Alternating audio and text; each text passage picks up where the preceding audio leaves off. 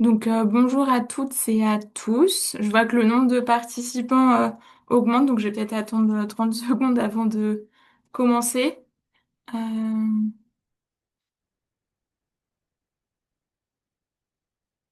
Ok, bon, je vais commencer, puis les gens ils auront le temps de se connecter le temps que je commence. Bonjour à toutes et à tous, bonjour à tous les intervenantes et intervenants, et bienvenue à ce webinaire Une heure pour comprendre et agir, proposé par l'Agence régionale de la biodiversité et de l'environnement de la région Provence-Alpes-Côte d'Azur et ses partenaires, donc sur la thématique de la trame turquoise et de la loutre d'Europe. Je suis Lucie Guermont, je suis chargée de l'Observatoire régional de l'eau et des milieux aquatiques.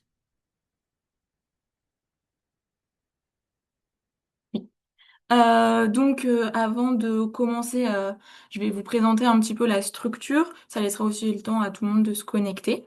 La RBE, c'est un établissement public de coopération environnementale depuis 2023, qui est un outil de coopération entre la région, l'État et des collectivités engagées. Et donc, sa mission principale, ça va être de mobiliser tous les acteurs et d'accompagner les territoires sur les thématiques de la préservation de la biodiversité et de la transition écologique.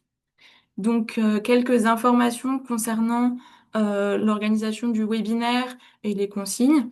Vous n'avez pas accès normalement à vos micros, mais vous avez un chat qui est prévu pour que vous puissiez poser l'ensemble de vos questions.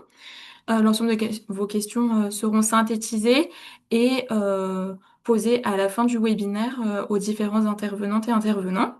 C'est également un webinaire qui est enregistré et qui sera ensuite, enfin le replay sera ensuite disponible en ligne sur le site de l'Arbre avec l'ensemble des présentations et d'autres documents ressources.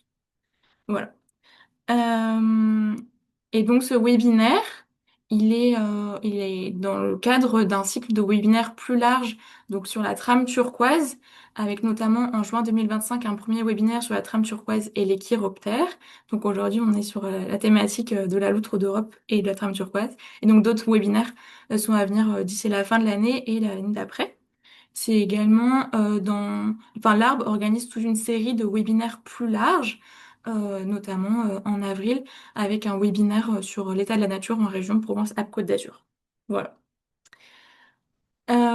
Concernant le webinaire auquel on assiste, sur la trame turquoise et la loutre d'Europe, en premier lieu, il y aura Katiana Valentini-Poirier de l'agence de l'eau Rhône-Méditerranée-Corse qui viendra présenter qu'est-ce que la trame turquoise et les financements de l'agence de l'eau que propose cette structure.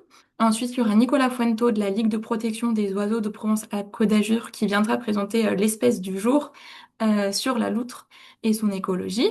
Ensuite, il y aura Cécile Kaufmann de la Société française pour l'étude et la protection des mammifères qui viendra présenter notamment un guide de recommandation pour une gestion des milieux aquatiques adaptés aux besoins de la loutre. Ensuite, il y aura Bastien Thomas du groupe mammalogique normand qui viendra présenter une méthode de diagnostic des ouvrages d'art à aménager en faveur de la loutre et également avec quelques retours d'expérience et recommandations. Et enfin, Damien Lerat de la Société d'histoire naturelle d'Autun et l'Observatoire de la faune de Bourgogne qui viendra apporter un aspect peut-être réglementation et retour d'expérience sur des aménagements d'ouvrages d'art en faveur de la loutre. Donc à noter que ce webinaire est animé par l'Agence régionale de la biodiversité et de l'environnement et je suis accompagnée de ma collègue Corinne Reuilly du réseau régional de gestionnaires de milieux aquatiques qui va gérer toute la partie chat et questions finales. Voilà. Maintenant, je vais laisser la main à Katiana Valentini qui va nous présenter du coup la trame turquoise et les financements de l'Agence de l'eau. Bonjour. Merci pour cette introduction. Donc, moi, je suis chef de projet Affaires régionales et biodiversité à l'Agence de l'eau, à la délégation PACA et Corse. Et donc, je suis rattachée au service planification. Donc, je tenais en premier lieu, bien entendu, à remercier l'ARB pour son appui pour l'organisation de ce webinaire. Et puis, l'ensemble des intervenants qui sont présents ici et qui vont nous permettre de mieux connaître l'écologie de la loutre, les guides qu'on peut utiliser et aussi des REX en termes d'opérations qui ont été menées jusqu'ici. Donc, chaque année, l'Agence de l'eau, elle essaye d'organiser deux webinaires en fait pour découvrir les espèces et la trame turquoise, mieux connaître leur écologie, leurs besoins en termes d'habitat, de continuité et aussi vous présenter des retours d'expérience puisque pour que derrière, en fait, vous puissiez vous emparer de ce sujet et éventuellement nous proposer des opérations de restauration à mener de votre côté. Dans le cadre de notre 12e programme, donc, qui a été adopté fin 2024, la reconquête de la biodiversité et donc la restauration de la trame turquoise font partie des thématiques qui sont éligibles à notre programme. Et donc, vous pouvez déposer des dossiers au fil de l'eau hein, sur notre site en ligne TSA. Nous, l'objectif, donc, c'est vraiment de restaurer les habitats et les continuités liées à la trame turquoise. Donc, cette trame turquoise, en fait, vous voyez sur le petit schéma à gauche qui est vraiment l'interaction entre la trame verte et la trame bleue et qui va prendre en compte l'ensemble des espèces, en fait, dont le cycle de l'eau est biphasique. Donc, on va s'intéresser aux espèces inféodées à l'eau et au milieu aquatique qui, à un moment donné, ont besoin de sortir de l'eau, soit pour se reproduire, se nourrir, se déplacer, etc. Donc, on va viser finalement, in fine, beaucoup d'espèces. On a beaucoup d'espèces biphasiques. Ça peut être certaines espèces de chauves-souris, mais aussi des amphibiens, la loutre, le castor, des espèces d'oiseaux, des tritons, etc. Donc, tout un ensemble d'espèces sur lesquelles on va travailler pour restaurer les habitats et les corridors dont elles ont besoin. Donc, je l'ai souligné, hein, les actions éligibles, c'est bien la création et ou la restauration des habitats et des corridors pour ces espèces.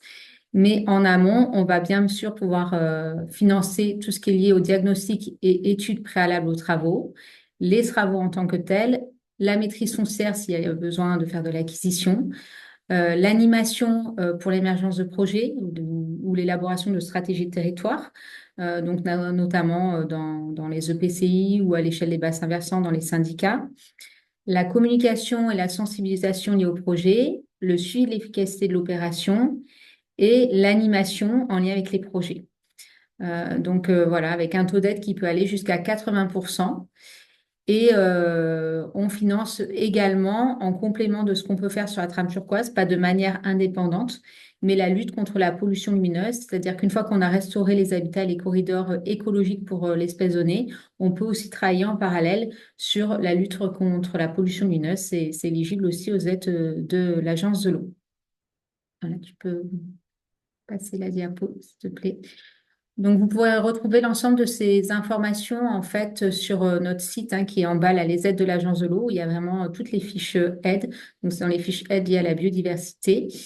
Le lien est direct. Vous pouvez retrouver aussi le lien vers un guide trame turquoise qui avait été élaboré par l'Agence de l'eau avec l'appui du CEREMA et qui permet de préciser qu'est-ce que la trame turquoise, les différentes espèces associées, la méthode, etc. Enfin, tout un tas d'éléments nécessaires et pour pouvoir monter un projet.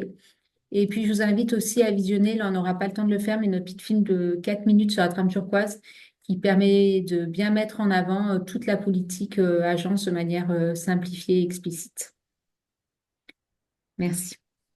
Merci Katiana pour cette présentation. Maintenant, je vous invite à ce qu'on parle peut-être de l'espèce emblématique de ce webinaire, la loutre d'Europe.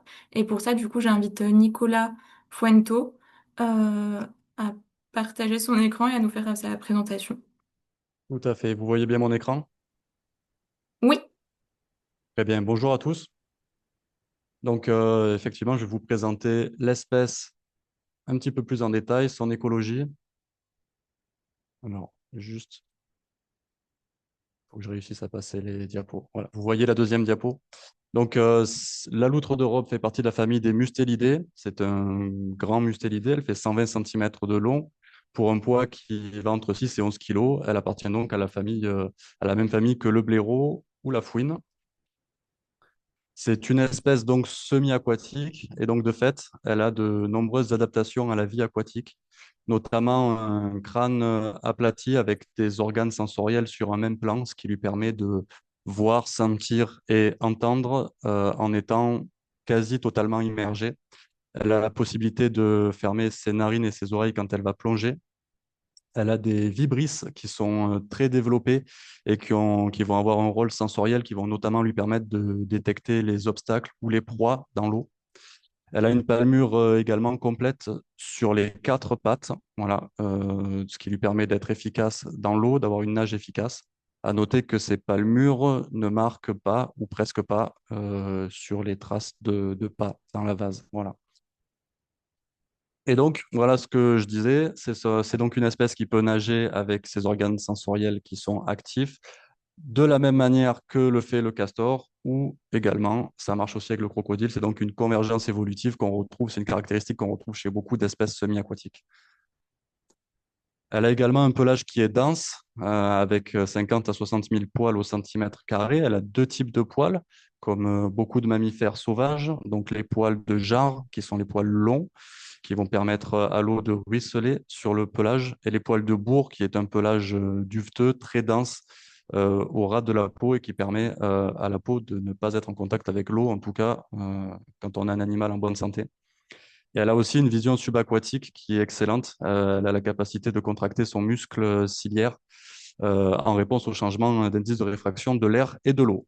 Donc voilà une espèce qui est parfaitement adaptée à son milieu naturel. J'ai une vidéo à vous proposer. J'espère qu'elle va fonctionner dans le nord de l'Espagne. J'espère que ça ne saccade pas. Mais ça permet de se rendre compte de l'agilité de l'espèce, à la fois sur terre et dans l'eau. Donc là, on a l'exemple parfait d'un animal semi-aquatique. Donc elle est en chasse. Elle utilise tous ses sens. Notamment, on peut imaginer qu'à ce moment-là, les vibrisses vont avoir un rôle important.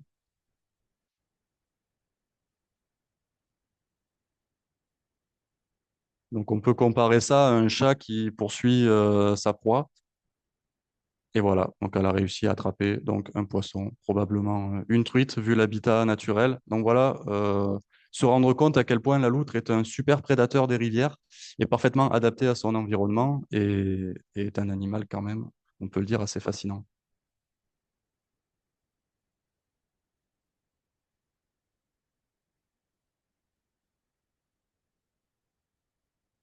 Voilà pour la vidéo.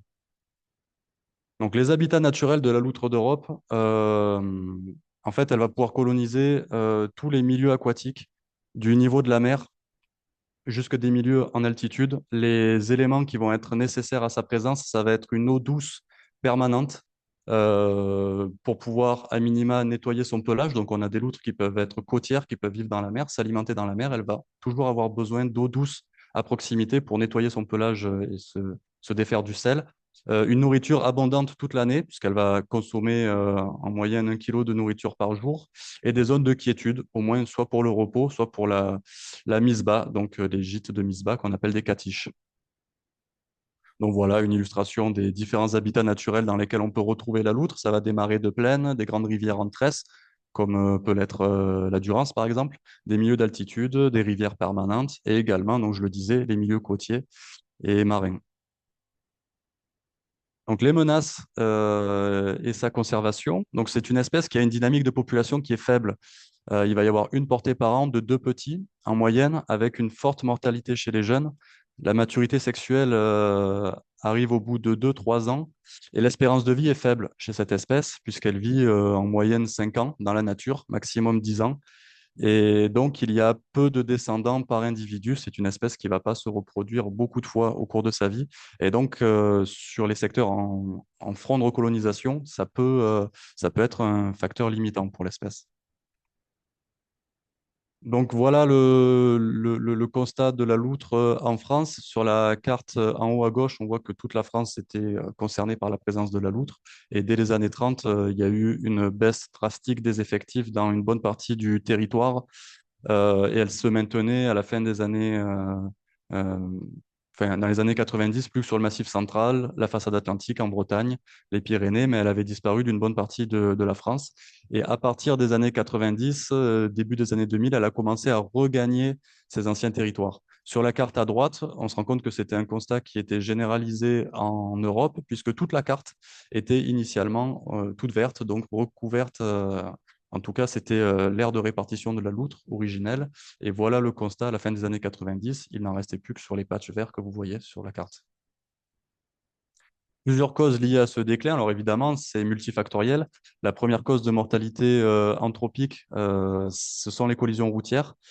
Évidemment, l'aménagement des rivières, la dégradation des zones humides, la pollution de l'eau par les substances chimiques Tout ça ont causé la disparition de l'espèce à partir du milieu des années 1900.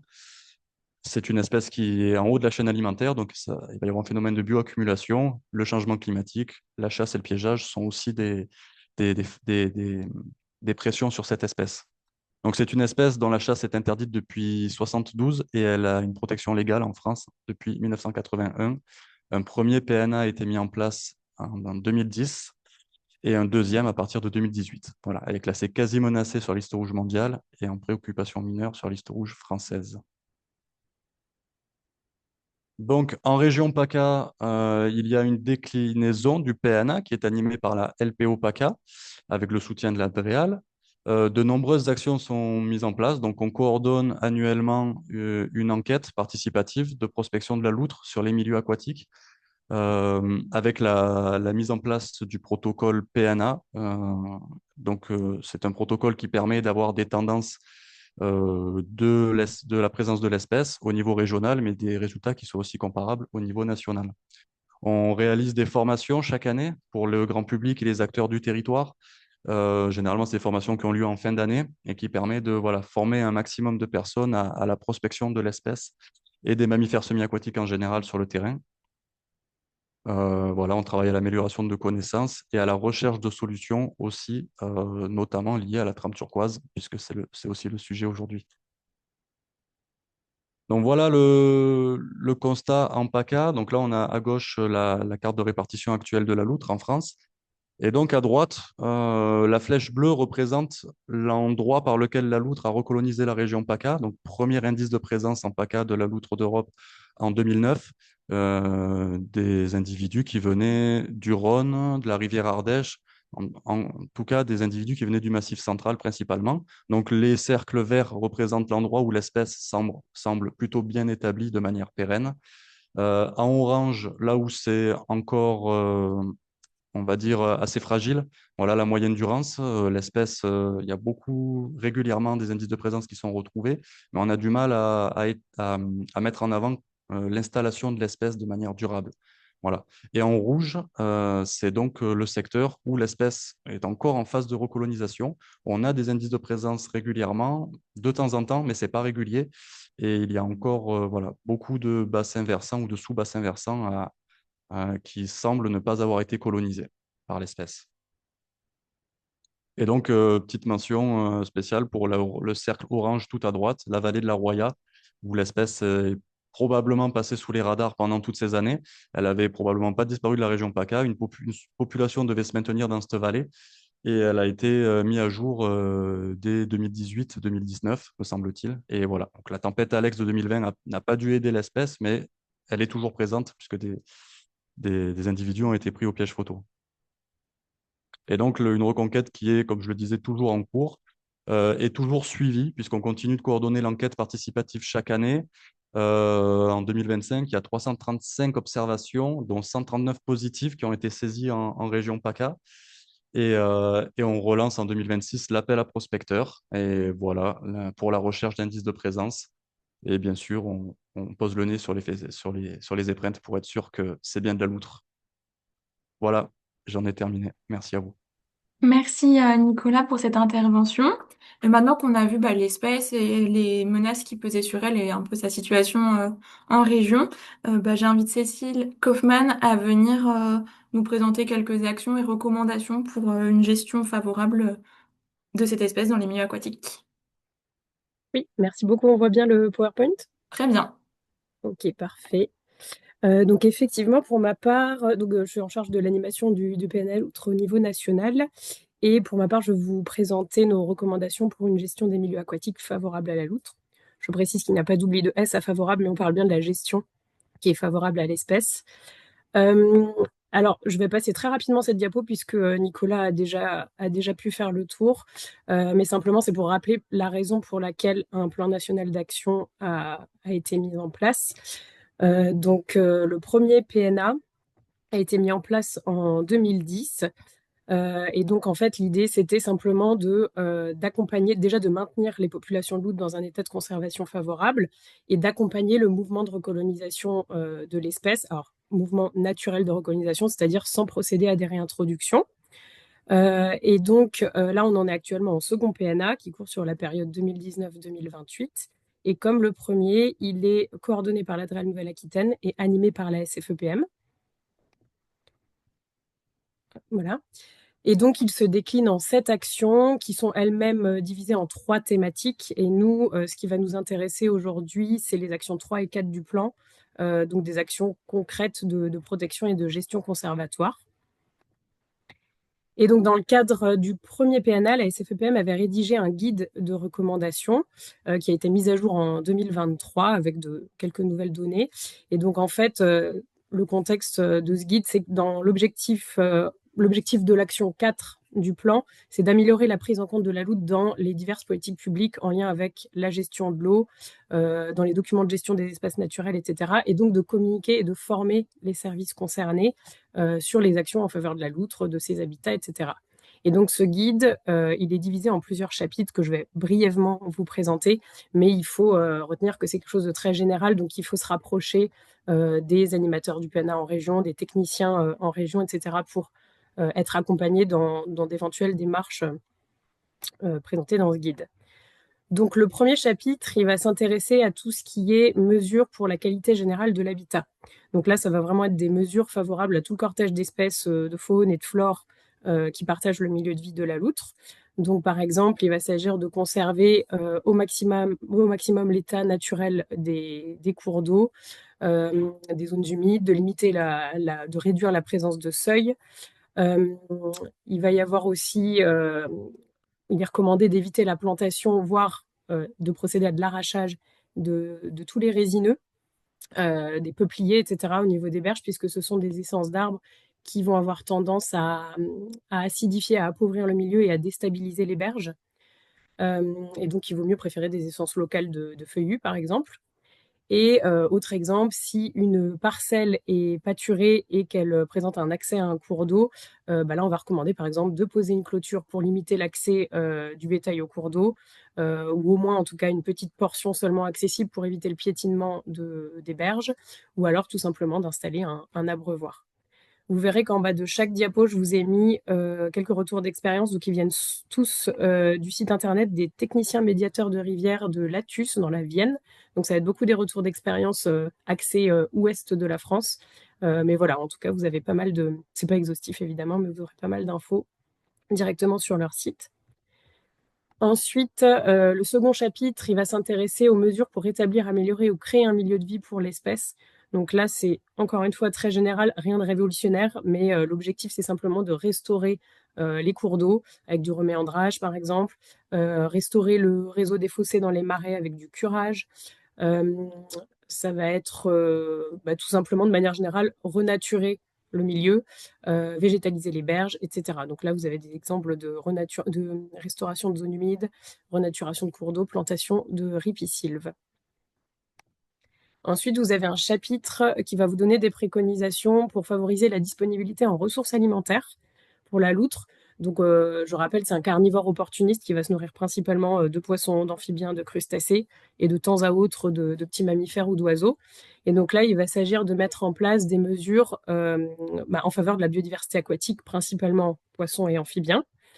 Par exemple, en conservant en ayant des embâcles pour avoir une alternance de zones calmes et rapides, en maintenant aussi une alternance entre zones éclairées, zones ombragées, avec des zones plus ou moins profondes. Bref, tout ce qui va permettre de favoriser vraiment la biodiversité. Et il est possible aussi d'aménager des frayères, des passes à poissons. Et après, on va recommander aussi de manière générale de conserver ou de créer des zones favorables au développement des amphibiens, comme les bras morts, les mares, de laisser aussi les résidus végétaux suite aux travaux de coupe, puisque ça peut constituer des refuges intéressants pour les amphibiens. Voilà, ce genre de choses. Ensuite, vous avez un chapitre qui s'intéresse aux mesures pour favoriser les zones refuges et gîtes potentiels pour la loutre. Donc là, ça va être vraiment, on va recommander de favoriser le développement de la végétation buissonnante. Par exemple, tout ce qui est prunelier, fourré d'ajonc, tout ce qui est ronces et églantier. Et également les essences d'arbres qui ont un système racinaire particulièrement développé, ou en tout cas qui propice à la formation de cavités qui pourront servir de gîte à la loutre. Donc là, ça va être par exemple aulne, chêne, orme, frêne, érable, etc. Ça, on le recommande sur une largeur minimale de 30 mètres au niveau de la berge, de préférence 50 mètres quand c'est possible, et sur au moins une des deux rives. Et il convient évidemment d'éviter tout ce qui est coupe rase. Et on recommande aussi, suite à des travaux d'entretien, de laisser tout ce qui pourrait servir de gîte à l'espèce, donc comme des troncs, des souches d'arbres, des déchets de coupe, etc. Alors évidemment, dans la mesure du raisonnable, puisque ça ne doit pas non plus menacer le bon écoulement de la rivière. Et enfin, on recommande par exemple de construire des catiches artificielles pour la loutre, mais ça, je reviendrai très rapidement dessus juste après. Ensuite, vous avez un chapitre qui va vous lister les précautions à prendre pendant les travaux. Donc, ça va être par exemple ne pas intervenir sur les deux berges en même temps pour pouvoir toujours laisser des zones refuge disponibles aux individus. Espacer les coupes sur les berges sur plusieurs années. Éviter toute opération mécanique à moins de 50 mètres des gîtes potentiels de la loutre qui auraient pu être identifiés. Et puis, de manière générale, éviter tout ce qui est produits biodégradables, utiliser les produits biodégradables, préférer tout ce qui est intervention manuelle comme le débardage au cheval de trait, etc. Et donc justement, la LPO et la DREAL Pays de la Loire ont récemment publié un guide sur la prise en compte des mammifères semi-aquatiques lors de travaux sur cours d'eau. Donc c'est un guide qui va présenter des fiches techniques par milieu. Alors certes, il est adapté au contexte de la région Pays de la Loire, mais il est tout à fait adaptable aux autres régions, c'est pour ça que j'en parle aujourd'hui. Et justement, si ça vous intéresse, il y a un webinaire qui est organisé, donc présentation de ce guide et également tout ce qui est aspect réglementaire lors des travaux sur cours d'eau. Donc c'est prévu sur la plateforme Idealco le 26 mars prochain à 10h. Donc c'est réservé aux abonnés Idealco, mais voilà, ça peut être intéressant. Ensuite, vous avez un guide avec des recommandations, un chapitre avec des recommandations pour limiter le dérangement des individus, notamment en lien avec les activités de loisirs. Donc ça va être, par exemple, encadrer certaines pratiques comme le canoë-kayak, limiter l'usage d'engins motorisés, tenir les chiens en laisse, également proscrire l'utilisation de pièges tuants ou de pièges non sélectifs en zone de présence de la loutre. Exclure l'utilisation de produits chimiques, etc. Et aussi sensibiliser les pêcheurs à l'utilisation de certaines pratiques comme l'usage de nasses de pêche, par exemple, qui peuvent être dangereux pour la loutre. Et enfin, le dernier chapitre, lui, il est consacré à la construction de catiches artificielles. Donc, comme Nicolas le disait tout à l'heure, c'est le nom spécifique donné au terrier au gîte de la loutre. Et donc là, je ne vais pas rentrer dans le détail parce que je n'aurai pas le temps, mais en gros, quels que soient les matériaux et la forme choisie, la catiche, elle doit toujours comporter deux entrées, une côté eau, une côté terre, plusieurs chambres interconnectées, sombres et sèches, pour vraiment augmenter la palette de conditions thermiques, hygrométriques, etc., limiter les courants d'air. Et elle doit être recouverte absolument de terre, de perches, de branchages, pour à la fois renforcer sa stabilité, mais aussi avoir un certain mimétisme avec un gros tas de bois. Et donc là, vous avez tous les détails qui sont disponibles dans le guide et vous avez aussi des liens vers des articles qui contiennent quelques retours d'expérience du groupe mammalogique breton, notamment sur des chantiers de construction, des informations sur la pérennité des matériaux utilisés et le suivi de l'utilisation des catiches. Et du coup, juste pour finir, donc le guide que je vous ai présenté là, il s'intéresse uniquement à ce qui est milieu de vie de la loutre, mais pas à la restauration des continuités écologiques en elles-mêmes, alors que c'est une mesure phare du PNA, c'est pour ça qu'on en parle aujourd'hui. Donc justement, ça me permet de faire le lien avec la fameuse trame turquoise, le schéma que vous avez déjà vu en début.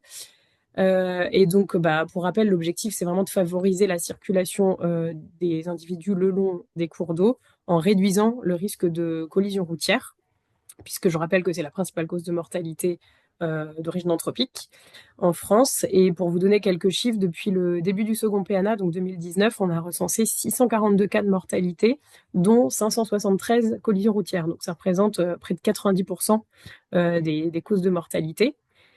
Et parce qu'en fait, quand une loutre fait face à un ouvrage d'art, cet ouvrage, il va créer des effets dissuasifs pour l'individu, par exemple une accélération du courant, la présence d'un seuil, un ouvrage qui va avoir par exemple un tirant d'air insuffisant ou qui va être trop long.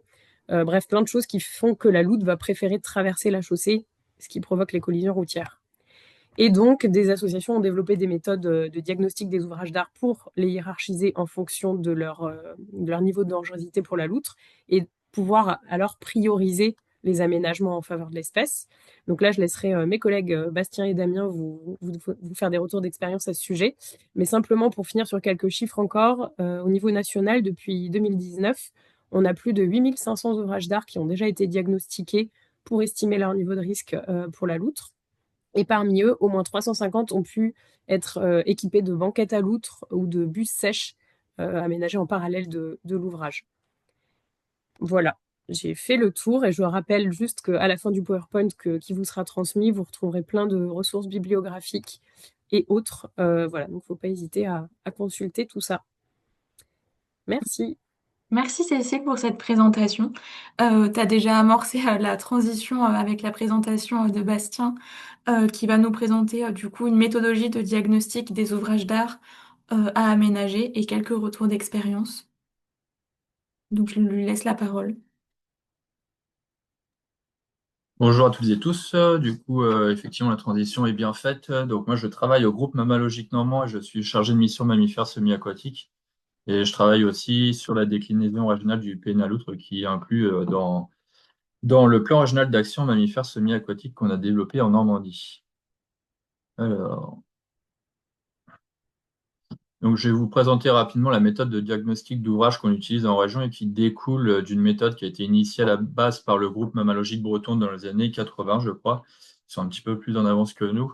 Donc, cette méthode, elle permet en fait de hiérarchiser les ouvrages en fonction de leur risque de mortalité associé et de prioriser les programmations de travaux qui peuvent en découler pour aménager les ouvrages qui seraient les plus à risque. Donc, cette méthodologie, elle prend en compte trois facteurs qui vont être la fréquence d'utilisation du cours d'eau. Donc, selon si l'ouvrage il est localisé sur un cours d'eau principal ou un petit affluent qui va être sec une partie de l'année. On va avoir le trafic routier. Donc, c'est des données qu'on peut récupérer par les comptages réalisés par les départements, par exemple, ou alors les routes nationales, autoroutes, etc. Et on va voir en dernier la perméabilité d'un ouvrage. Donc, ça va être le risque que la loutre, en arrivant au niveau d'un ouvrage, hein, comme Cécile l'a rappelé, on a trois facteurs qui peuvent la conduire à passer par-dessus la route. Donc, ça va être cette probabilité qu'elle passe par-dessus la route ou qu'elle utilise la voie terrestre ou la voie aquatique selon la configuration de l'ouvrage. Donc là, un petit exemple avec un ouvrage très perméable à gauche qui est un viaduc. Donc, là, a priori, aucune chance que la loutre elle passe au-dessus. Même si le risque zéro n'existe pas, c'est quand même vraiment très faible ici. Au milieu, vous avez des ouvrages avec des banquettes en enrochement en haut, voilà, qui limitent aussi le risque. En bas, il y a un autre ouvrage aussi qui est assez perméable, qui en plus a une section qui est assez large. Et au contraire, à droite, vous avez une buse en béton, donc là qui est au niveau plutôt d'étiage ou de module. On peut imaginer qu'en période de crue, voilà, la buse elle est complètement en charge et qu'elle conduit forcément la loutre à passer par-dessus l'ouvrage. Donc la note de risque, en fait, c'est la multiplication de ces trois facteurs qui donne une note qui peut aller de 1 à 6, 8, voire un peu plus élevée encore. Et c'est ce qui va vraiment nous permettre de hiérarchiser en fonction de différentes catégories, un risque très faible et un risque très fort. On note aussi, nous, de notre côté, les autres informations qui peuvent être intéressantes pour les techniciens rivières ou autres gestionnaires de milieux aquatiques et zones humides, par exemple. Donc, la continuité piscicole, de manière à ce que quand il y a des études qui sont faites au niveau d'un cours d'eau, il n'y ait pas que l'entrée piscicole. Ça commence à changer un petit peu, mais c'est vrai qu'autrefois, l'entrée piscicole était vraiment la priorité. La loutre, souvent, était un petit peu oubliée. Donc, des ouvrages qui peuvent être perméables pour les poissons peuvent ne pas l'être pour la loutre et inversement. On note aussi s'il y a des points de fragilité pour les ouvrages qui seraient intéressants à renseigner auprès de l'ouvragiste en question, et la présence de chauves-souris aussi. Donc, réglementairement, les travaux ne peuvent pas se faire en présence de chauves-souris. En tout cas, on doit prendre en compte cette présence-là. Donc, d'autres exemples après avec des ouvrages plus ou moins perméables. Donc, vous avez par exemple des ouvrages avec des grilles en amont. Bon, là, il n'y a pas grand-chose qui passe. Donc là, il y a vraiment un problème de continuité piscicole. Bon, heureusement, au-dessus, il n'y a pas vraiment de route qui passe. Mais dès lors que vous avez des routes qui surplombent ces ouvrages-là, qui disposent d'un trafic routier important, vous avez un risque de collision élevé derrière. Donc d'autres panels d'ouvrages, là au milieu, vous avez un ouvrage qui a été équipé avec des banquettes en béton directement intégrées dans les cadres. Donc ça, c'est un peu l'idéal, je vais y revenir après. Et d'autres ouvrages en bas qui peuvent monter un petit peu en période de crue, mais comme ils ne sont pas très longs, le risque est modéré quand même. Donc, en Normandie, on a appliqué cette méthodologie qui nous permet d'avoir les ouvrages classés en fonction des différentes catégories que je vous ai exposées. Et on est à plus de 3500 ouvrages diagnostiqués à l'échelle de la région. On a diagnostiqué donc les ouvrages sur des bassins de présence avérée de l'espèce, mais aussi sur des fronts de recolonisation. Donc, il faut savoir que nous, en région, on est sur une région qui est considérée comme un front de recolonisation. La loutre, elle a quasiment failli disparaître à la fin du XXe siècle. Heureusement, il y a un petit foyer qui s'est maintenu sur le bassin versant de l'Orne et qui dissémine des individus sur d'autres bassins voisins. Donc ça vient chez nous. Donc quelques petits conseils qui peuvent être intéressants donc, pour intégrer les ouvrages, enfin les aménagements d'ouvrages. Ça peut être au moment du remplacement de l'ouvrage, quand notamment on privilégie des ponts cadres en béton pour remplacer certains ouvrages. L'intégration d'une banquette va engendrer un surcoût d'environ 150 euros pardon, hors taxe du mètre linéaire. Donc c'est vraiment réduit. Par contre, si vous y revenez après pour installer une banquette parce qu'il s'avère que cet ouvrage-là est problématique et qu'il y a eu des cas de mortalité, ça va coûter beaucoup plus cher au gestionnaire de l'ouvrage, l'ordre de 8 000 à 10 000 euros pour un ouvrage départemental, vraiment pour une petite moyenne. Donc si l'ouvrage, par contre, techniquement, il n'est pas possible d'être aménagé, on peut aussi créer d'autres types d'aménagements que des banquettes. Ça peut être des buses sèches ou alors la mise en place d'un grillage qui va inciter la loutre à faire demi-tour en période de crue, par exemple. Donc c'est vraiment au cas par cas, il n'existe pas forcément de règles qui soient valables pour tous les ouvrages. Donc en cas de travaux de restauration, réparation, entretien, c'est pareil, c'est des choses qui sont intéressantes à prendre en compte pour le gestionnaire d'ouvrage quand il veut intervenir sur ces ouvrages pour faire des remplacements de tabliers, vraiment des gros travaux de maçonnerie. Voilà, ça peut être intéressant de se dire, bah, cet ouvrage-là, est-ce qu'il est problématique pour la loutre? Et si oui, est-ce que ça ne vaudrait pas le coup de mettre en place une banquette? Donc là, je vous conseille pour les gestionnaires, en tout cas, de vous rapprocher des associations naturalistes qui sont sur le terrain et qui pourront vous indiquer justement si un aménagement est nécessaire et comment le mettre en place, sachant qu'il y a aussi d'autres enjeux à respecter, comme le raccordement aux berges. Et enfin, quand on a un ouvrage qui est identifié comme un risque fort de mortalité, c'est bien de prévoir l'installation d'un aménagement spécifique, effectivement, comme je vous le disais, avec les associations naturalistes ou autres. On a des départements qui font ça en autonomie quasiment, notamment Loire-Atlantique, où le responsable du service ouvrage d'art nous indiquait qu'ils aménageaient une dizaine d'ouvrages par an maintenant en maîtrise d'ouvrage. Donc là, c'est voilà, un département assez exemplaire. Et c'est bien aussi de réaliser des suivis par piégeage photographique pour montrer que ces banquettes-là sont bien utilisées. Elles vont aussi servir à d'autres espèces, hein, comme le blaireau, la fouine, la martre, voilà, d'autres espèces qui peuvent utiliser ces banquettes, et aussi le vison d'Europe pour les régions qui sont concernées. Donc, quelques préconisations vraiment très générales. Donc, on essaye de se caler au-dessus de la cote de crue décennale. Bon, quand c'est pas possible et qu'on ne la connaît pas, on peut aussi réduire le tirant d'air jusqu'à 70 cm en calant la banquette assez haute. On va privilégier plutôt des matériaux qui vont résister à l'humidité et aux conditions d'immersion potentiellement longues, donc avec du galva ou de l'inox. Et on va aussi privilégier des équerres qui vont être soit en T, soit en L, qui vont être scellés chimiquement dans l'ouvrage pour vraiment éviter les risques d'arrachage aussi en période de crue et de création d'embâcles notamment. Donc les matériaux, ça dépend un peu des choix des ouvragistes. On peut avoir des matériaux en bois non rabotés, donc pour avoir le côté naturel, on va dire un peu plus écologique, ou alors du composite pour la durabilité qui va être un peu supérieure à celle du bois, selon les matériaux bien évidemment. Donc la largeur, on essaye de ne pas descendre en dessous de 40-50 cm. Et il est essentiel dans tout ça d'avoir un bon raccord aux berges en amont et en aval. Ça nous arrive des fois sur le terrain de voir des aménagements qui ont été faits sans concertation et on n'a pas de raccord en amont ou en aval. Donc la loutre, bon, elle est bien adaptée à son milieu, mais elle est quand même pas capable d'utiliser une banquette si on n'a pas le raccord à un endroit. Donc en cas de doute, encore une fois, référez-vous aux structures référentes. Un exemple chez nous, du coup, qui a été fait suite à la découverte d'un cadavre sur une route départementale à Caen. Donc, c'est vraiment sur la route qui relie le périphérique de Caen au centre-ville, donc qui est vraiment très passagère. Suite à ça, on a pris rendez-vous avec le service ouvrage d'art du département qui a mis en place un aménagement 2 ans plus tard. Donc, comme vous pouvez le voir sur les photos du milieu, enfin, vous avez l'avant et l'après. Là, c'est une banquette qui a été fixée par soudure sur des pales planches métalliques et qui est calée à 70 cm du coup de la cornière du tablier de l'ouvrage. Donc, elle a été utilisée, cette banquette, dès l'hiver d'après, dès qu'on a eu une crue. Voilà, vous voyez une petite épreinte sur la droite, si vous visualisez bien sur la photo, qui était assez récente. Et on a eu un passage de blaireau aussi sur piégeage photographique. Donc cet ouvrage a coûté à peu près 8 000 euros. Donc on ne s'imagine pas que les frais peuvent être aussi élevés, mais voilà, on a des matériaux, il y a de la mise en œuvre aussi, enfin de la main-d'œuvre. Donc ça revient vite cher. Un autre ouvrage qui a été aménagé l'année dernière dans le cadre de travaux de renaturation d'un cours d'eau sur la ville de Falaise dans le Calvados. Cet ouvrage, en proportion, a coûté moins cher parce qu'on avait déjà l'installation de chantier sur place dans le cadre des travaux de renaturation du cours d'eau, de la proximité. Donc là, c'est un exemple hein, de chantier qui a été pris à 90%, je crois, quasiment 100%, avec l'agence de l'eau et du FEDER aussi.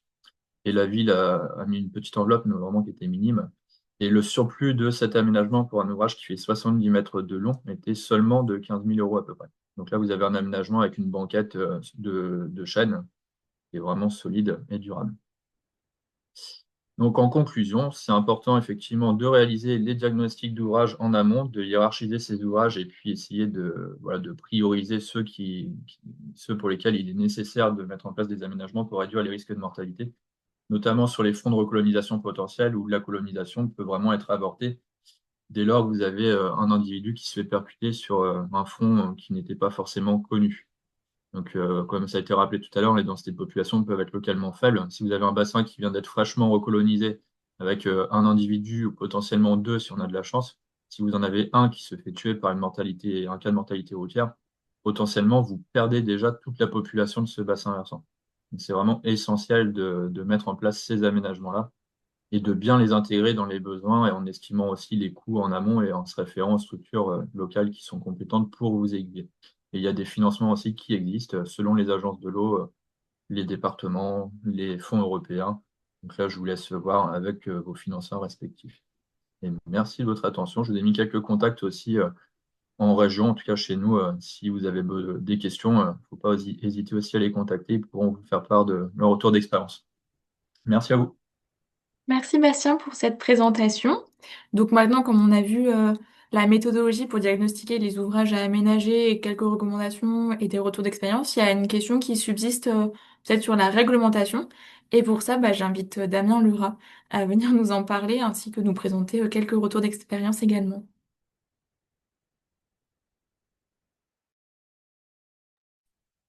Alors, est-ce que vous voyez ma présentation? Oui. C'est bon? Ouais, mais pas en Ouais, version présentation. ouais, je vais essayer de m'y mettre. Ouais, c'est bon. Euh, bon, pourquoi? Voilà, pardon. Très bien. Donc, l'idée, c'est que je vais vous faire une présentation rapide en trois parties. Une présentation sur la réglementation en lien avec l'installation de ces types d'aménagements. Je vais vous faire deux retours d'expérience qui ont été effectués sur le département de la Nièvre en Bourgogne. Et, euh, juste un rapide retour sur l'efficacité de ces types d'aménagements. Donc, au niveau de la réglementation, c'est des aménagements qui peuvent faire l'objet d'un dossier loi sur l'eau. Donc une DLE encadre les travaux donc sur cours d'eau et dans les zones humides et le code de l'environnement également au travers de l'article R 214-1 décline en rubrique tous les types de travaux. Donc la première question hein, qu'on peut se poser, c'est quel type de banquettes doivent faire l'objet d'une déclaration. Donc globalement, tous les types de banquettes pour lesquels les travaux prévoient l'utilisation de béton et dont ce matériau pourrait polluer le milieu aquatique, exemple banquette béton, banquette en encorbellement avec jonction de berge en enrochement maçonné béton, les pontons flottants, bus sèches et banquettes en encorbellement avec jonction de berge en enrochement simple, eux, sont pas forcément éligibles ou sont pas considérés à être voués au dépôt d'un dossier loi sur l'eau. L'idée hein, de déposer un dossier loi sur l'eau, c'est vraiment de limiter l'impact des travaux lors de la phase chantier, de la réalisation d'une banquette en fait. Donc pour ce faire en fait, pour essayer de limiter aussi ces impacts, au-delà de l'aspect administratif, c'est mettre en place des techniques pour vraiment limiter ces impacts, c'est mettre en place des bâtards d'eau, mettre des filtres, éviter le nettoyage du matériel dans les cours d'eau. Alors, ensuite, quand on a un aménagement qui est soumis à dossier loi sur l'eau, quel va être le type de dossier euh, qui vont être à remplir par le maître d'ouvrage pour la réalisation d'une banquette. Donc, deux, euh, deux choix peuvent s'offrir à vous. C'est le dossier simplifié de déclaration au titre de la loi sur l'eau Si l'ouvrage est dans le périmètre d'un signature, et si l'ouvrage, pardon, est dans le périmètre d'un signature indemne, il y aura un dossier d'évaluation d'incidence à, à remplir via le formulaire simplifié et potentiellement un dossier de déclaration si la réalisation d'une banquette est englobée dans des travaux importants de rénovation, de remplacement d'un ouvrage ou de continuité hydrologique et écologique. Alors, il y a deux rubriques dans la nomenclature qui concernent la réalisation d'une banquette. La première, c'est la 3150. Donc, qui fait référence aux travaux dans les mineurs d'un cours d'eau, de la nature à détruire les frayères ou les zones de reproduction et d'alimentation, pardon. Il y a également la N 3120, donc concernant l'installation d'ouvrages, les ouvrages, les travaux ou activités conduisant à modifier le profil en long et en large en travers du lit mineur d'un cours d'eau sur une longueur inférieure à 100 mètres. Donc voilà, les deux nomenclatures qui peuvent être euh, à utiliser à cocher dans le cadre du dossier loi sur l'eau. Alors là, ce que je vous présente, c'est ce qui se fait dans le département de la Nièvre, donc ça peut évoluer, ça peut être différent d'un département à un autre.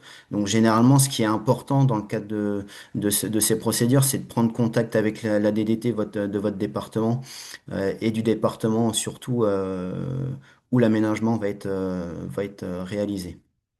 Euh, il y a des réunions qui se font annuellement entre les porteurs de projets et les DDT afin en fait, en amont, un petit peu déminer le, le chantier entre guillemets. Donc l'idée, c'est en amont, solliciter la DDT pour qu'elle vous conseille sur quel type de formulaire à utiliser et quel type de procédure à engager.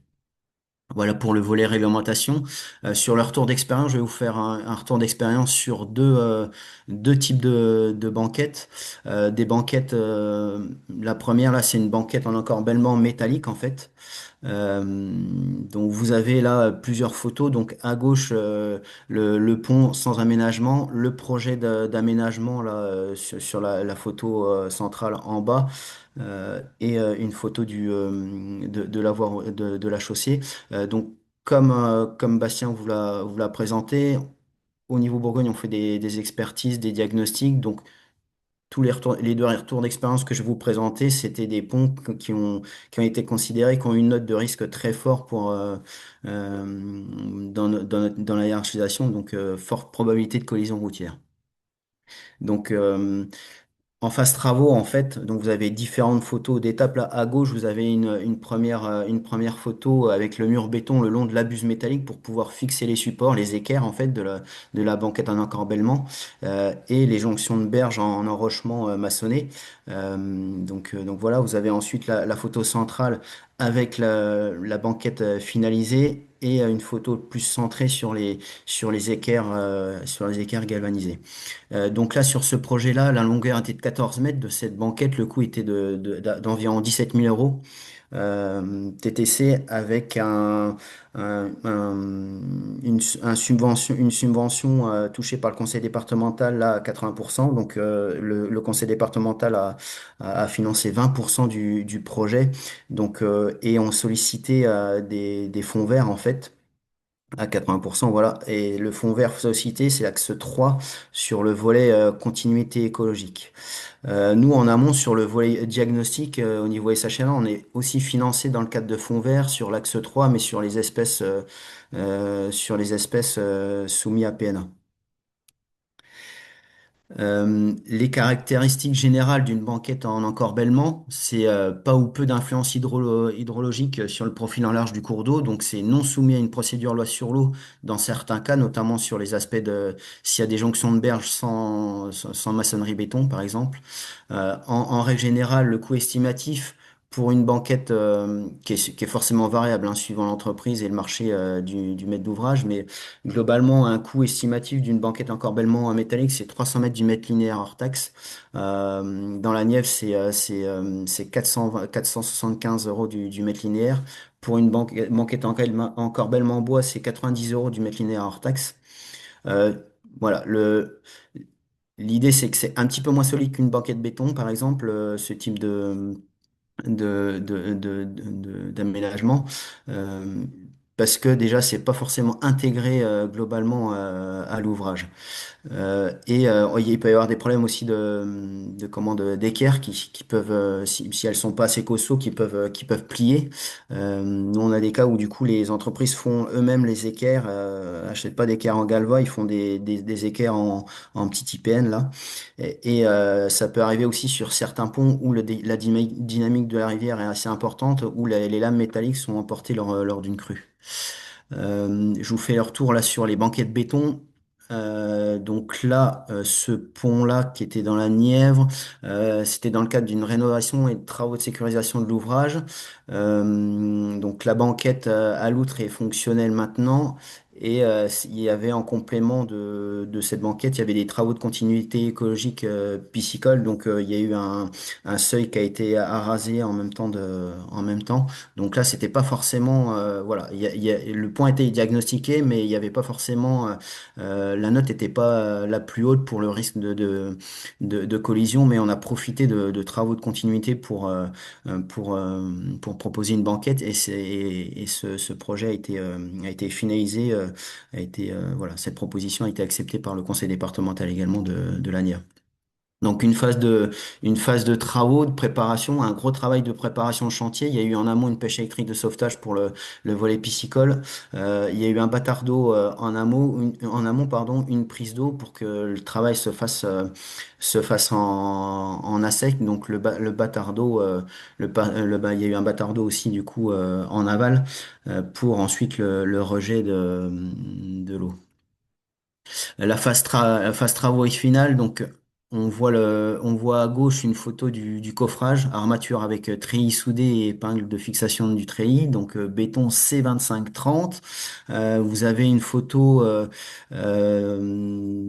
en haut, au centre en haut, donc de la banquette finalisée. Il y a toujours des visites de chantier. Quand il y a besoin, on se rend disponible sur le terrain pour faire une visite initiale juste au démarrage du chantier pour bien donner les préconisations, donc choix de la rive, des jonctions de berges qui sont assez prépondérantes. Et ensuite, je vous ai mis les photos à droite sur le volet continuité avec l'effacement du seuil et la création d'un radier. Là, ici, sur ce cas-là, longueur 16 mètres, la banquette, un coût de 11 000 euros.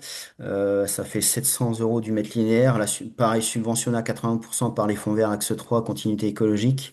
Et le conseil départemental qui a pris en charge les 20% restants. Pas de béton sous-jacent de pose, en fait. Il n'y a pas eu de chape, en fait, qui a été fait en dessous, car la banquette était assez haute. Et les frais généraux de chantier ont été partagés à 50% avec les travaux de maçonnerie. Donc on le verra juste après, mais la loutre a utilisé la banquette quelques mois après la remise en eau du cours d'eau et la fin des travaux. Caractéristique générale, hein, ça influence quand même un peu ça peut influencer la dynamique hydrologique du profil en large du cours d'eau, donc réduction de la largeur du cours d'eau, c'est soumis à une procédure loi sur l'eau. Le coût estimatif qui est aussi variable suivant les entreprises et le marché du mètre d'ouvrage, entre 300 et 600 euros du mètre linéaire.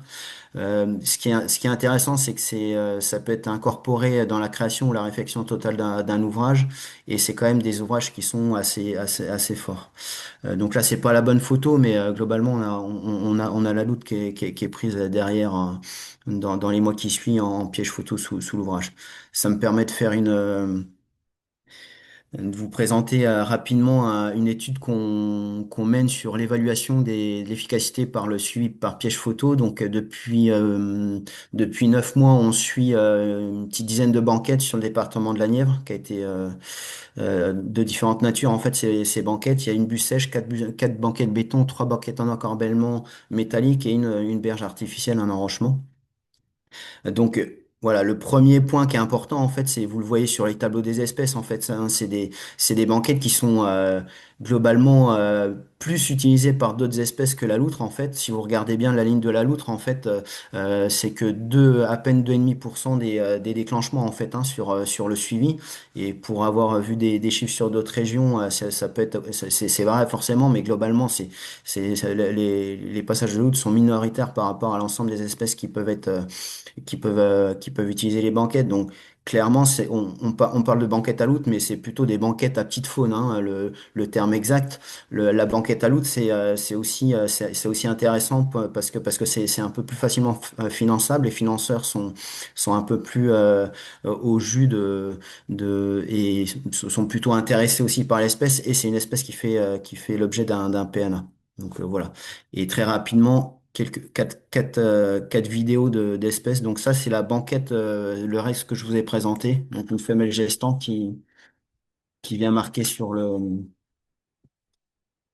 donc le caillou, généralement, on met un petit caillou pour que la loutre marque et surtout qu'elle s'arrête devant le piège photo aussi. Là, une autre banquette, béton aussi, donc petit toit.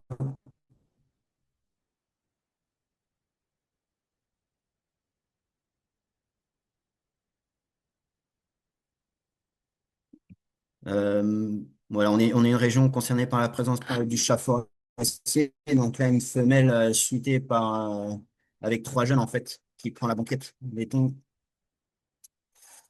et, euh, et une dernière espèce. Une belette aussi qui prend une autre banquette. C'est une banquette en encorbellement et une petite belette. Et je vous ai mis également pour finir les contacts mes contacts et ceux de l'agence de l'Océan Normandie qui finance aussi, qui peut financer ce type d'aménagement.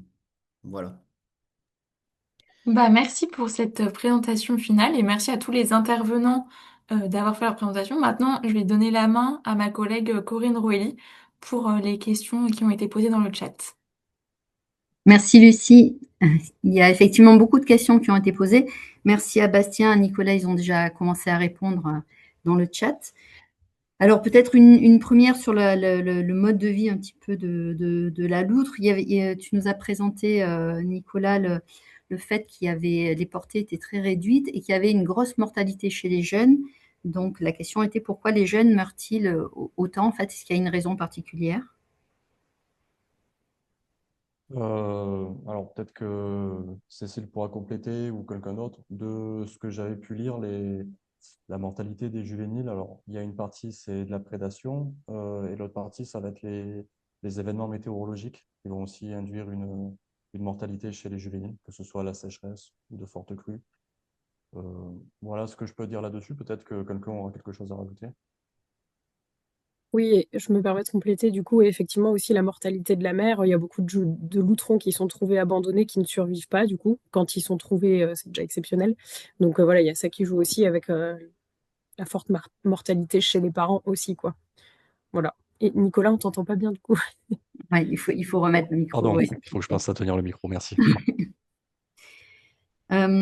Ensuite, il y avait une question sur les catiches artificielles, les conditions à respecter pour mettre en place ces catiches.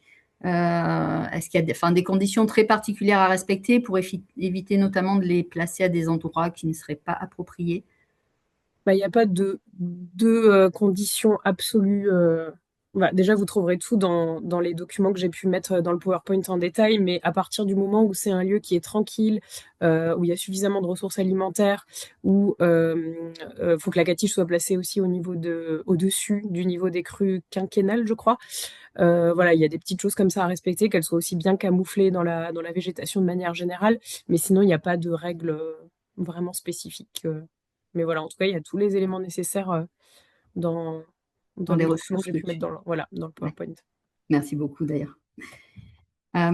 Ensuite, une question, effectivement, toutes ces actions mises en œuvre pour permettre ou la réintroduction de la loutre ou son développement, son maintien, comme elle est carnassière, on l'a vu effectivement, est-ce que ça peut avoir un impact sur les populations de poissons, notamment les populations de salmonidés aux endroits où elles sont déjà un peu fragiles?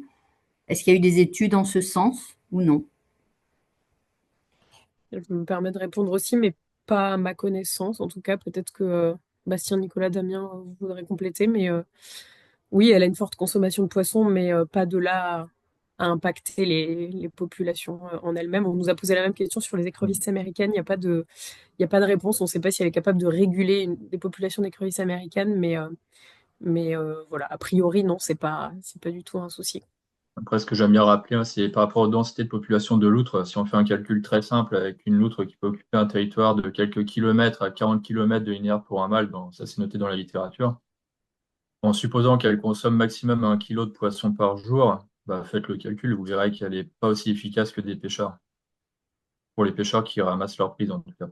Donc voilà, faut pas avoir un bouc émissaire. Faut pas faire de la loutre un bouc émissaire comme on pourrait le faire pour le cormoran voilà, qui est accusé de vider les rivières dans certains secteurs. Là, la loutre, a priori, ne va pas remettre à mal ces populations-là. Ok. Ensuite, une question qui est ciblée sur l'Occitanie, en fait, deux questions. Qui anime le PNA Occitanie? Donc, je ne sais pas si vous avez la réponse. Euh, alors, c'est seulement en cours de déclinaison, mais du coup, c'est le Conservatoire d'espèces naturelles d'Occitanie, en co-animation avec Nature en Occitanie et la LPO Héros. Euh, voilà, il y a les coordonnées sur le site internet de la SFEPM que vous trouverez aussi dans le PowerPoint. Voilà pour la première question. Et donc, quand il y a un PNA, est-ce qu'il y a des personnes qui sont identifiées, missionnées, en fait, pour suivre les mortalités sur certains territoires? Ça va dépendre d'une région à l'autre, mais dans certaines régions, il y a des réseaux d'observateurs, de collecteurs aussi qui sont prédéfinis avec des dérogations spécifiques pour faire des prélèvements sur les cadavres, en plus du recensement. Mais sinon, de manière générale, ça va être les agents de l'OFB qui vont être sollicités en premier, ou nous, ou la SFEPM, voilà. C'est assez variable. D'accord. Ensuite, donc, il a été présenté enfin, le fait que plusieurs ouvrages d'art ont été diagnostiqués pour identifier les difficultés qu'ils pouvaient poser pour la loutre. Donc, il y a une question, est-ce qu'il est possible de savoir quels ouvrages d'art ont été diagnostiqués ou non? Je suppose Bah, que la personne voulait voilà, identifier peut-être un ouvrage en particulier. non, bah, pour la réponse, en tout cas en Normandie, nous, tous les ouvrages qu'on diagnostique, on partage les couches avec l'ensemble des gestionnaires concernés. Donc, que ce soit les ouvragistes propriétaires des ouvrages, donc type département, les DIRNO, enfin, qui gèrent les routes nationales, les agences de l'eau, enfin, les financeurs aussi, les partenaires techniques, les services instructeurs de l'OFB ou de la police de l'eau via la DDT, des DTM. Tout le monde dispose de cette information-là à la fin et peut voir si ces ouvrages sont concernés ou pas par un aménagement. Donc ça dépend vraiment des régions. En région Ok. Bourgogne-Franche-Comté, c'est exactement, c'est le même cas en fait. On diffuse à peu près aux mêmes structures. Pour compléter sur la question aussi sur l'impact sur sur les salmonidés là, pour compléter Bastien, c'est que la loutre, elle mange pas que de la truite en fait, hein, et généralement elle mange du poisson, mais toute espèce de poisson. Donc en fait, elle va s'adapter aux ressources alimentaires du milieu où elle est présente, mais elle n'est pas spécialisée sur la truite, hein. Elle mange un poisson concrètement. Ok, oui, quel qu'il soit.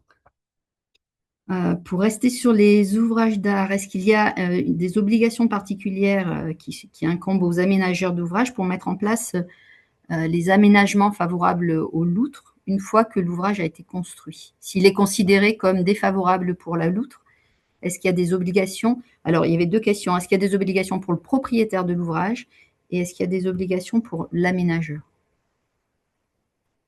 Est-ce qu'il y a une réglementation en ce sens ou non? Alors, pas à ma connaissance. Après, quoi, sur des projets impactants, ça peut être plutôt, je sais pas si on peut parler de mesures de compensatoires, mais généralement, les services de l'État peut proposer ce type d'aménagement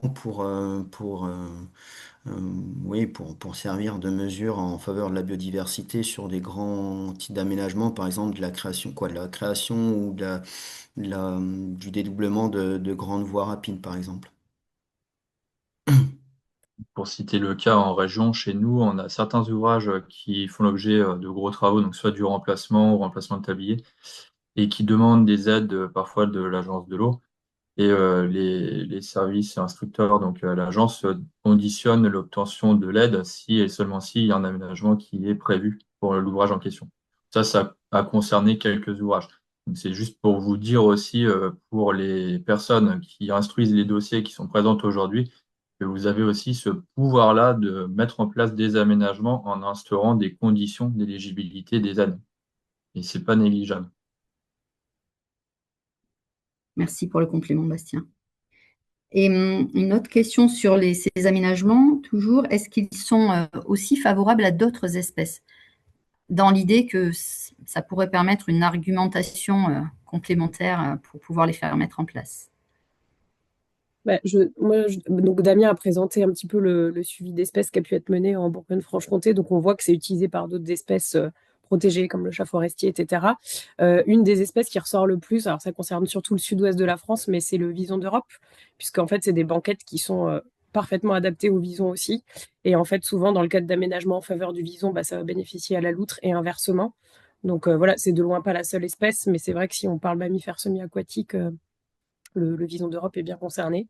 Et donc, oui, il y a aussi pas mal d'amphibiens, d'espèces d'oiseaux qui utilisent les banquettes, même si elles ne leur sont pas destinées à l'origine. Donc voilà, encore une fois, la goutte, c'est vraiment, faut la voir comme une espèce parapluie Mm. euh, qui va permettre voilà, de mettre en place des aménagements bénéfiques à d'autres À espèces. d'autres, ouais. Et puis là, c'est un peu ce que je disais à la fin, mais j'ai peut-être pas été très clair. C'est une espèce PNA, donc en fait, c'est une espèce aussi qui permet d'aller chercher des financements. En fait, les financeurs vont, vont mettre des lignes budgétaires plus facilement sur une espèce comme la nôtre que, par exemple, le putois.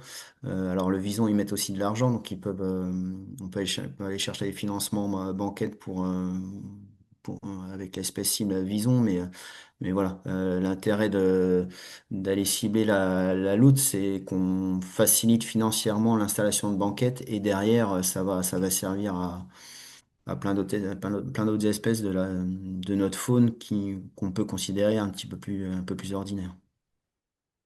Oui, donc ça peut être mis en avant, effectivement. Concernant ces banquettes, justement, donc tu nous as présenté le fait, enfin, c'est logique que ça réduit la section hydraulique. Donc, se pose derrière un peu le risque d'embâcle voilà, qui est accentué. Est-ce qu'il existe d'autres solutions qui sont un peu plus transparentes, en fait, sans compromettre un petit peu ce fonctionnement hydraulique? Oui, oui, alors le choix de l'aménagement, en fait, il se fait avec le maître d'ouvrage, mais il se fait aussi par rapport aux caractéristiques du cours d'eau et à la structure du pont. Donc voilà, idéalement, nous, au moins en région Bourgogne-Franche-Comté, le premier aménagement qu'on propose, c'est vraiment une banquette béton, parce que ça nous semble le plus solide et ce qui est plus qui semble être un peu plus utilisé chez nous qu'ailleurs, que d'autres types d'aménagements, pardon. Sauf que il y a certains ruisseaux, si on réduit trop la section, va y avoir des problématiques d'accélération du cours d'eau, puis on va impacter d'autres espèces. Donc c'est pour ça qu'on va passer sur d'autres types d'aménagements en proposition, donc les banquettes en encorbellement, les passerelles, donc qui a pas d'impact sur ça. Et après, si vraiment, alors les banquettes en encorbellement, ponctuellement, il peut y avoir un peu d'embâcle il peut y avoir de l'accroche d'embâcle, d'où l'intérêt de prévoir de l'entretien aussi derrière des banquettes. Donc, voir avec le maître d'ouvrage s'il peut solliciter et mettre en place des tournées d'entretien via leurs agents, notamment les conseils départementaux. Et après, si on n'a pas la possibilité de mettre une banquette en encorbellement, euh, par rapport, par exemple, au tirant d'air, il y a l'aménagement type bus sèche aussi qui peut avoir qui a un aménagement de perméabilité des ouvrages. Et là, pour le coup, qui est un second ouvrage, un second ouvrage, pardon, déporté au pont et qui est hors d'eau, clairement. Mais il y a vraiment un D'accord. choix de l'aménagement qui est fait en prenant tous ces critères, en fait, hein, la largeur du cours d'eau, l'impact sur le hydraulique de la banquette sur le cours d'eau, l'impact qui pourrait avoir aussi sur l'ouvrage, quoi, clairement. Et puis il y a des fois sur des ponts qui sont classés monuments historiques, en fait, des banquettes béton, des fois ça peut avoir un impact visuel et donc du coup qui peut être aussi pas Ouais. sélectionné par rapport à ce critère-là, quoi. Alors, je vois que dans les questions, la personne qui avait posé la question sur les propriétaires d'ouvrages, précise en fait, est-ce qu'un propriétaire peut être tenu d'aménager son ouvrage, un petit peu comme pour les seuils en liste 2, en fait, pour la continuité piscicole? Est-ce qu'il y a une obligation en fait pour le propriétaire? Pas à ma connaissance. D'accord. Je sais pas, Ensuite, Bastien ou Cécile, vous avez des infos? Non, non, Non, non, je pour pense moi pas non rien, plus, hein. non, pas Non, je d'obligation. Et c'est justement ça le problème, c'est ce qui fait qu'on n'a pas non plus une déclinaison énorme d'aménagement. Et que c'est souvent de l'opportunisme chez les propriétaires d'ouvrages qui font ces travaux dans le cadre de gros travaux de réparation, d'entretien ou de remplacement d'ouvrages. Donc ça va oui, pas assez vite par rapport aux enjeux de conservation de la loutre. ok. Et est-ce qu'il y a une sensibilité de la loutre à l'aménagement, donc je suppose à proximité des cours d'eau, de ces trames turquoises, aménagement de parcs éoliens ou de projets agrivoltaïques? Est-ce qu'elle est sensible à ces éléments-là? Si oui, est-ce qu'il y a des recommandations à prendre en compte? sais pas si l'un de vous trois souhaite répondre, mais oui, comme n'importe quelle espèce, selon la nature des travaux liés à ces installations, je ne sais plus ce que c'était comme type d'installation éolien, etc. Si c'est Photovoltaïque, à oui. proximité d'une zone humide, d'un cours d'eau, ça va impacter forcément toutes les espèces du milieu. C'est pour ça qu'il y a des études d'impact qui doivent être menées, mais je ne sais pas si on peut là donner des recommandations. C'est trop général, je pense, pour rentrer dans le détail, mais voilà, ça, il faut vraiment se rapprocher des structures en local. Et encore une fois, il y a des guides de recommandations, des guides d'information sur ces sujets-là qui existent. Donc, vous trouverez toutes les informations nécessaires en ligne. Oui, là, effectivement, de façon plus classique, dès qu'il y a Ouais. D'accord. Ben, globalement, je pense qu'on a fait. Après, il y avait est-ce que la loutre peut aller jusqu'à aller chercher sa nourriture dans des poubelles pour Certainement. Mais je ne sais pas Probablement. si ça a déjà été observé. et pour Les déchets de et, poissonniers? et pourquoi est-ce on ne la retrouve pas, on la trouve pas sur le littoral PACA? Pourquoi elle n'est pas présente? Est-ce qu'il y a une raison particulière Je pense à que le son avis? littoral PACA, pardon, il y Oui, avait. oui, c'est ça. Vas-y. Je pense que le littoral de la région PACA est quand même très urbanisé et je pense que c'est le principal frein. Mais parce qu'il n'y a pas spécialement sinon, à part l'urbanisation sur le littoral et l'aménagement du littoral, il n'y a pas de raison pour que la loutre ne puisse pas être présente. J'avais vu passer une vidéo d'un chasseur sous-marin au harpon dans la Costa Brava, donc dans le nord de l'Espagne, qui était tombé sur une loutre avec sa GoPro en chasse sous-marine. Donc, comme quoi, la loutre peut être présente en Méditerranée. Ensuite, sur la côte de région PACA, ben, c'est un petit peu compliqué le contexte. Oui, c'est clair. Voilà, après, il y avait une demande d'accès à des retours d'expérience d'aménagement d'ouvrages d'art, mais je pense que vous avez chacun pas mal alimenté vos PowerPoint et on apportera des ressources de toute façon avec les éléments qu'on mettra à dispo sur le site de l'Arbre. Et oui, il y avait une question pour le petit film que tu as fait tourner, Nicolas. Est-ce qu'il est accessible? Pardon, la Le, vidéo que le- ouais, j'ai, la petite vidéo. je l'ai piquée sur Internet, elle n'est pas libre de droit. Donc, Voilà, la voilà, réponse. donc je peux pas la diffuser comme D'accord, ça. ok. Mais par contre, c'est vrai elle est vraiment intéressante. J'en profite, il y avait une question, comment agir en faveur de la loutre en PACA. Bon, on a donné pas mal de Mm. réponses, mais vraiment l'importance de faire remonter les cas de mortalité sur la route, c'est vraiment super important. Toute espèce, mais parce que les bords de cours d'eau sont des zones de déplacement privilégiées pour les mammifères, même terrestres.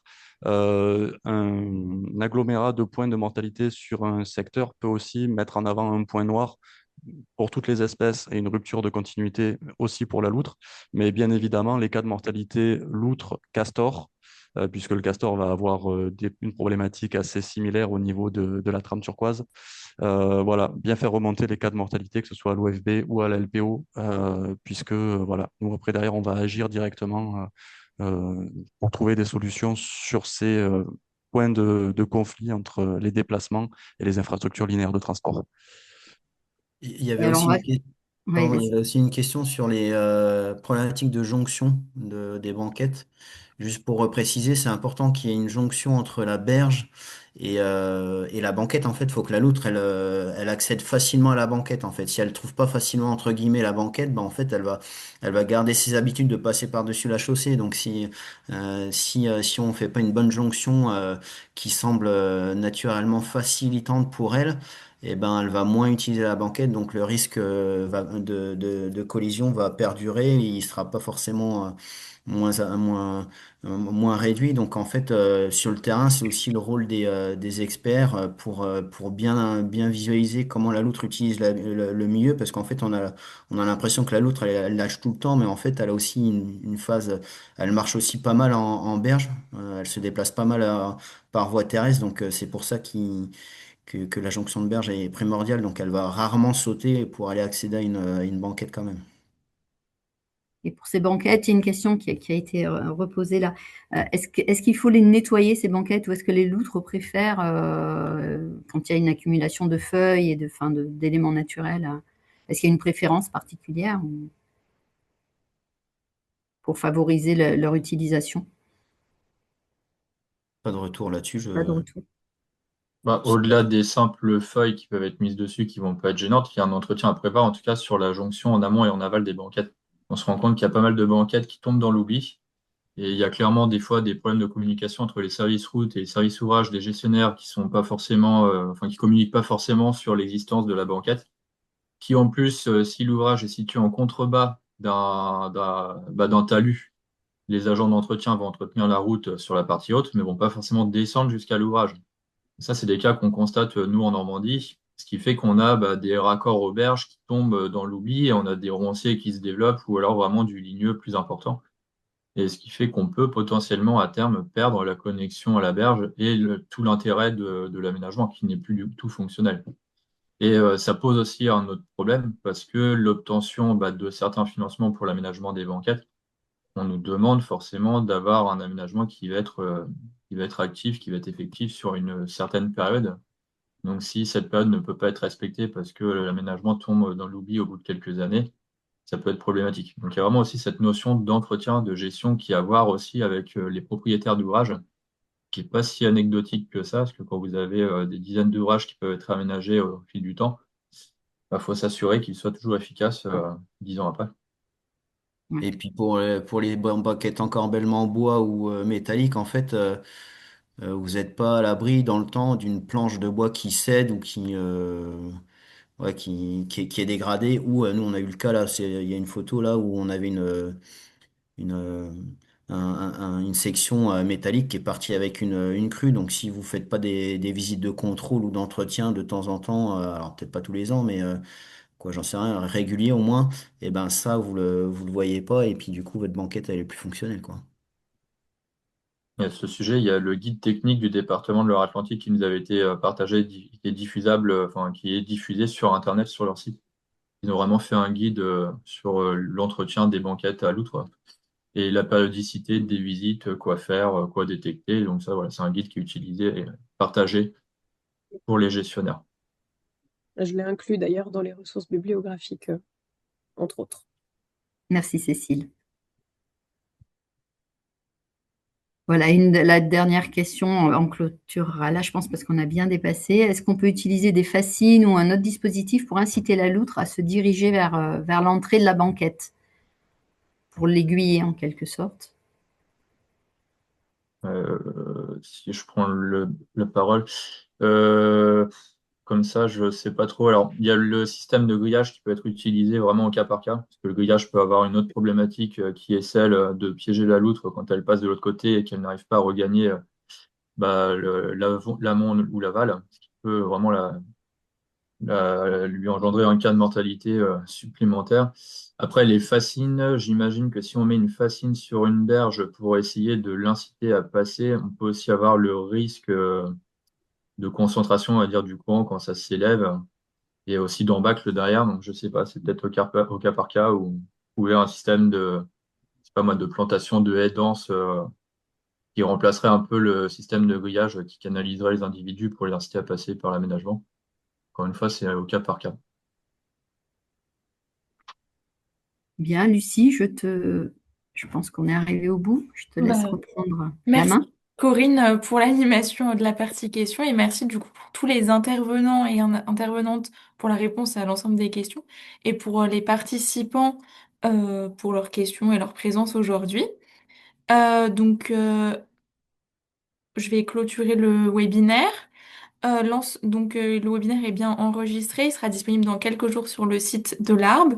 Si vous avez des questions, vous pouvez du coup contacter les intervenants qui ont normalement tous mis leur contact dans leur présentation. Vous pouvez aussi me contacter.